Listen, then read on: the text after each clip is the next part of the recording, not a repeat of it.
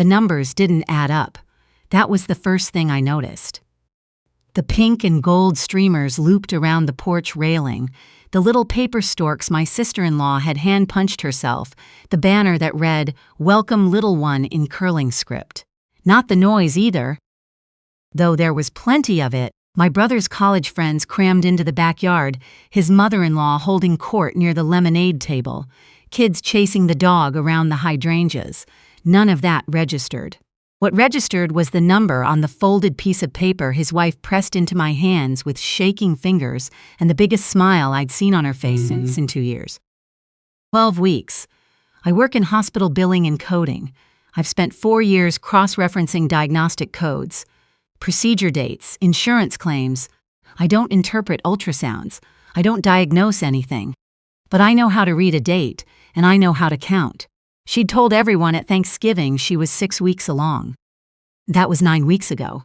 I stood there in the middle of my brother's backyard shower, holding a piece of paper that said 12 weeks gestational age, and tried to do the math again more slowly, in case I'd made a mistake. I hadn't. My brother's name is Arlo. He's 4 years older than me, 34 to my 30, and for most of our childhood he was the responsible one, the one who called our parents every Sunday, the one who remembered birthdays and showed up early to things and always had an umbrella. He married his wife, Cecilia, 3 years ago in a small ceremony at a vineyard upstate, and I was maid of honor, and I cried during their vows because I meant it, because I genuinely believed the two of them made each other better. She laughed more around him. He worried less around her. It was one of those rare combinations that actually worked. They'd been trying for a baby since almost the beginning. I knew that because Cecilia told me, not Arlo, he's private about things like that, but Cecilia and I had gotten close in a way I hadn't expected, texting most days, meeting for lunch when we could, and she'd talk to me about the frustration of it, the monthly disappointment, the way hope could hollow you out if you let it. I'd listened. I'd brought wine and said the right things and meant them. So when she called me on a Tuesday night in early November, crying and laughing at the same time, saying it actually happened, I felt it in my chest like a relief I hadn't known I was holding. Arlo doesn't know yet, she said. I just took 3 tests. I'm telling him tonight. Don't say anything. I promised I wouldn't. I kept that promise for 3 hours until she called back to say she'd told him and he'd cried and everything was wonderful. The announcement came out 2 weeks later. 6 weeks along, they said. Due in July. The whole family exploded with excitement. Our mom immediately started researching strollers. Our dad, who does not cry, got misty at Christmas dinner when Cecilia let him feel where she said the baby was, even though at 6 weeks there was nothing yet to feel. It didn't matter. It was real. It was happening. The shower was scheduled for 8 weeks after that. That was the number I kept returning to as I stood in the backyard, holding the paper, trying to look like everything was fine. Isn't she gorgeous? Cecilia had said when she pressed it into my hands. She was glowing. I don't use that word lightly, she actually was. Cheeks flushed, eyes bright, wearing a pale yellow dress she'd found specifically because it would show the bump. The text said everything looks perfect. She's measuring right on track. There was a banner with a pink smoke bomb photo from the announcement. There were pink cupcakes. There was a onesie in a shadow box that said, Daddy's Girl that Arlo had made himself. I looked at the paper again. 12 weeks gestational age. Dated 3 days ago. I'd done the math right. Cecilia floated off to talk to her aunt, and I stood very still for a moment with the noise of the party around me and tried to decide whether I was wrong, whether I was missing something, whether there was an explanation I hadn't considered. Maybe the dates at the announcement were off. Maybe she'd misspoken, said 6 when she meant something else. Maybe I was misremembering. I'm not a medical professional. I could be wrong about this, but 4 years in healthcare billing means you know how gestational age works. You know what the dates on those documents mean, and 9 plus 6 is not 12. I put the paper down on the gift table and went to find a quiet corner. I called my friend from college, who's an OB nurse, not to alarm her, not to make anything bigger than it needed to be, just to talk me down, to have her tell me I was confused and I should go back inside and eat a cupcake. I stepped behind the garden shed where nobody could hear me and dialed. She picked up on the second ring. I explained the situation. I kept my voice low and steady. I told her the dates. There was a pause. "That's not a clerical error," she said. "That's a discrepancy of weeks. Gestational age doesn't work that way. There's no scenario where an ultrasound and a patient announcement are off by that much, and it's just a misunderstanding. Either someone made a deliberate mistake or..." She stopped. "Or what?" "Or she didn't actually know she was pregnant at 6 weeks. Which means something changed. Which means you need to talk to her or to your brother because something's not right." I stood behind the shed for a long time after I hung up. Long enough for someone to call my name twice from across the yard before I answered. The thing about my brother is that he trusts people completely. That's always been both his best quality and the thing that worries me most about him. He believes what people tell him. He takes people at their word. He's been that way since we were kids. He's the one who got scammed by that guy selling electronics out of a van in a parking garage at 22 and never told our dad because he was too embarrassed, and I'd found out and covered for him, and we'd never spoken about it again. He's not naive. He's just optimistic in a way that makes him slow to see things that don't fit. I didn't know what to do with what I knew. I didn't know who to go to first. The shower had another 2 hours in it. Cecilia was at the center of it, accepting gifts, laughing, holding up tiny shoes for people to photograph. My brother was standing beside her with his hand on her lower back and this expression on his face that I can only describe as complete. Like every anxious corner of him had finally been given permission to relax. I got a cupcake. I stood next to my mother and answered her questions about work and pretended to be present. I watched the clock. At some point, Cecilia's mother pulled out a little scrapbook she'd made. Photos of Cecilia growing up, a page left empty for the baby's first pictures, a note in handwriting that took up a full page and made 3 people cry. I watched my brother read it over his wife's shoulder, watched his throat move. I ate another cupcake and tried to think. The guests started leaving around 5. My brother was loading gifts into the car, making 3 trips with that easy efficiency he has, and I followed him on the second one under the pretense of helping. "Hey," I said, when we were at the car and out of earshot. He looked up. He had that look people have when they're so happy, they're also a little tired from it. "Can I ask you something weird?" He closed the trunk. "How weird?" "About the dates." I kept my voice even. "The announcement said 6 weeks. The ultrasound today says 12. He stared at me. "I'm not trying to." I stopped. Started again. "I'm not trying to make this into something. I'm sure there's an explanation. But I looked at the paper she handed me, and the math doesn't work, and I just need you to know that, because I didn't know who else to tell." He was quiet for a moment. The noise of the party filtered out from the backyard, someone laughing, a child shrieking, music my mom had put on from a speaker she didn't know how to adjust the volume on. "She switched providers," he said. "What?" "Back in December.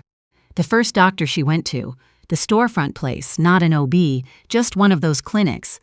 There was a problem with how they dated the pregnancy. She knew something was off. We switched to a proper OB and got a new dating scan. The dates reset." He said it carefully, like he was reciting something. It was confusing. We probably should have explained it better in the announcement. The OB said it happens. I looked at him. "Arlo." "It happens," he said again. His voice had gone very flat. "Does it happen that way? By 3 weeks?" He looked away. His jaw was tight. "Does it happen that way?" I asked again, softer. He didn't answer. I put my hand on his arm. "I'm not accusing anyone of anything. I'm your sister. I'm asking because I love you and something feels wrong, and I would rather ask and be wrong than stay quiet." He stood at the back of his car for a long time. A car went by on the street. Someone inside the house called out that there was extra lemonade. "I don't know," he said finally, and his voice was so quiet I almost didn't catch it. "I've been trying not to think about it. I didn't have a plan. I want to be clear about that. I didn't walk into that situation knowing what I was going to say or how it was going to go. I'm not someone who engineers things. I'm someone who, when the information stops adding up, has a very hard time letting it go. My brother asked me to come inside with him. We found Cecilia in the kitchen, washing glasses, her yellow dress swapped for an oversized cardigan. She looked up when we came in, and her face did something complicated. The smile came, and then it softened, and then she looked between the two of us and seemed to understand that whatever was coming, she'd been expecting it for a while. "Close the door," she said. My brother closed the door. Cecilia set down the glass she was holding and leaned against the counter with her arms crossed, not defensive, just like she needed the support of something solid behind her. She looked very young in that moment. "She's 32. How long have you known?" my brother asked. "Known what?" Her voice was careful. That something was different about the dates. She was quiet for a long time, long enough that I started to worry she was going to deny it, to get upset, to turn this into something ugly, but she didn't. She just looked at the floor, and then she looked at my brother, and then she said, "Since the second scan." He closed his eyes. "I got pregnant," she said quickly, like she needed to get it out. "I want you to know that. I wasn't lying about that. I took those tests and they were positive, every one of them. I believed it. I called your sister. I remember every word of that conversation. I meant all of it." Her voice cracked slightly. "But when I went back for the follow-up at the clinic, the numbers were wrong." The doctor sat me down and she explained. She said there had been a chemical pregnancy, early. Before I could even, she stopped, steadied herself. "Before there was anything to see, Cecilia, I was already pregnant again. That's what she said. That's why the tests were still positive. A new pregnancy, overlapping. It was rare," she said. "It does happen. But the dates were different." She was speaking to the countertop now. "I was 6 weeks along when I thought I was, and then I wasn't, and then I was again but differently. And I didn't know how to explain that without explaining the part in the middle." The kitchen was very quiet. "Why didn't you tell me?" my brother asked. He didn't sound angry.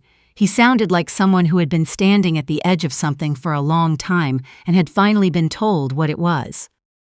"Because you were so happy," she said, "and I was so scared of losing it again.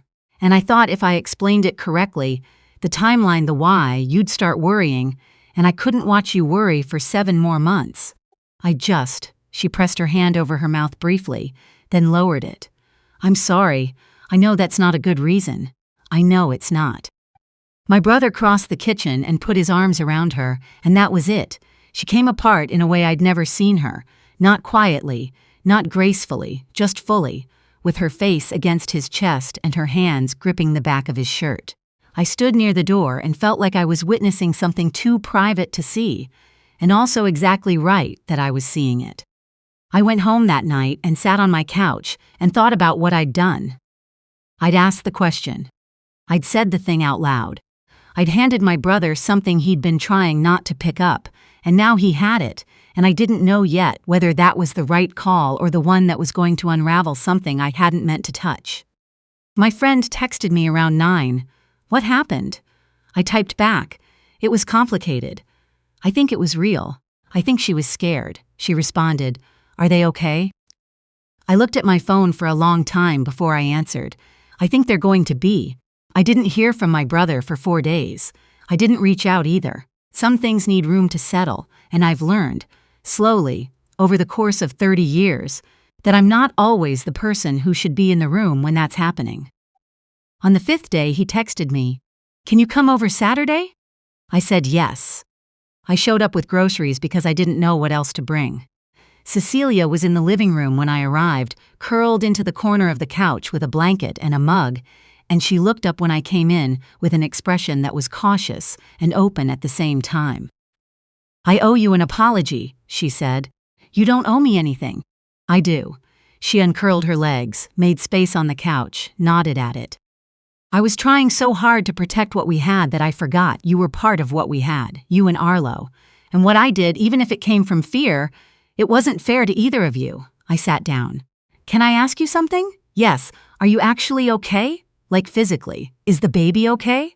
She smiled. It was the first real smile I'd seen from her in days, one that reached all the way up. 14 weeks now. Heartbeat strong. She's measuring perfectly.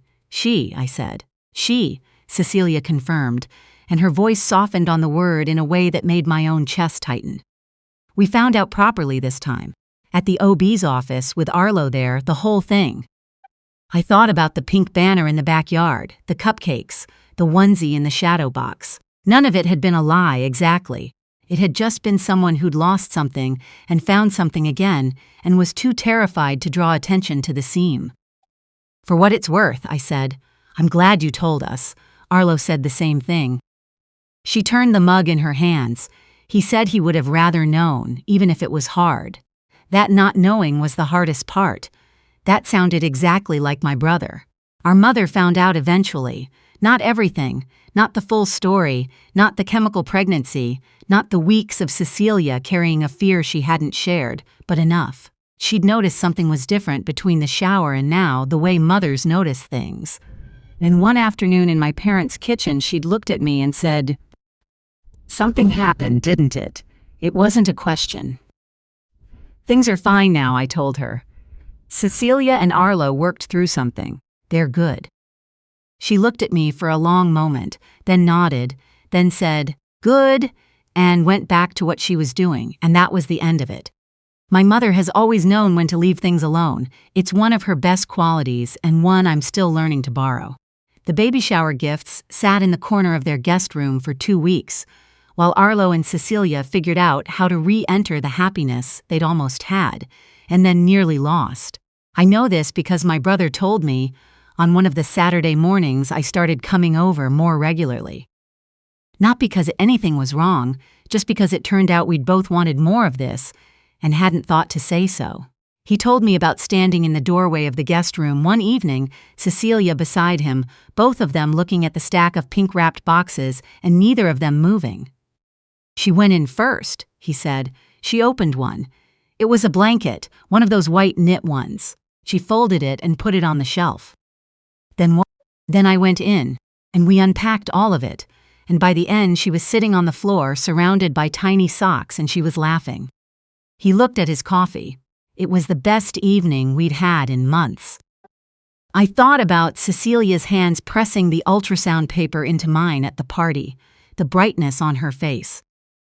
How much of what I'd seen that day was hope, and how much was fear wearing hope's expression, and how you couldn't always tell the difference from the outside. Maybe that was true of a lot of things. Their daughter was born on a Thursday in late July, which was the original due date, close enough that Cecilia joked the baby had read the announcement and decided to honor it. She was 7 pounds, 2 ounces. She had Arlo's nose and Cecilia's frown and a full head of dark hair that had apparently surprised everyone in the delivery room. I was in the waiting room. My parents were there too. My mom with a book she didn't read, my dad with a coffee he kept refilling, both of them doing the quiet, anxious thing they do, where they pretend to be fine and aren't fooling anyone. When my brother came out, he looked like someone had rearranged the furniture of his face. Not tired, not exactly, just rearranged. Like something had moved.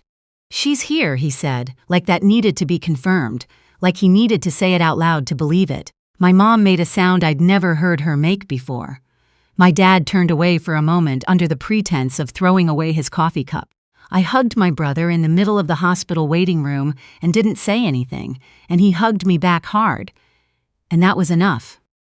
I held her 2 hours later, in a room that smelled like antiseptic and something warmer underneath it. She was wrapped in one of those striped hospital blankets, blinking at nothing, with the unfocused concentration of someone who has just arrived somewhere new and is still orienting. Cecilia was watching from the bed with the expression of someone who has survived something enormous and is only just beginning to understand what it was. "She looks like you," I told my brother, which made him laugh, which was what I'd intended. "Don't say that, she's beautiful," he said, which made Cecilia laugh, which was what he'd intended. The three of us sat there for a moment with that easy back and forth. We'd had to rebuild and had rebuilt. And the baby made a small sound that wasn't quite a cry and wasn't quite not. And my brother leaned over and said something to her very quietly that I couldn't hear. I wasn't meant to. I looked at Cecilia across the room, and she looked back at me, and there was a fullness in it that I didn't have words for. Not quite gratitude, not quite relief. Something that lives between those things and doesn't have a name. I drove home that night with the windows down, even though it was late and a little cold. The city was doing that thing it does in summer, where the heat of the day finally releases after dark, and the air feels like it can breathe again. I had the radio on to something soft that I wasn't really listening to. I thought about dates and numbers and what it costs to be afraid and what it costs to ask the question anyway. I thought about my brother's face in the delivery room doorway, about the pink cupcakes at a party that had felt wrong for reasons I couldn't have named then, only counted, about the way Cecilia had said she, quietly, like the word was something fragile and certain at the same time. I'd been worried once that asking the question would break something. Instead, it had let something breathe. I rolled the window up when I got off the highway and drove the rest of the way home in the quiet, and when I got inside, I sat down on my couch and texted Cecilia one thing, a single heart, small, nothing more than that. She responded 3 minutes later with the same.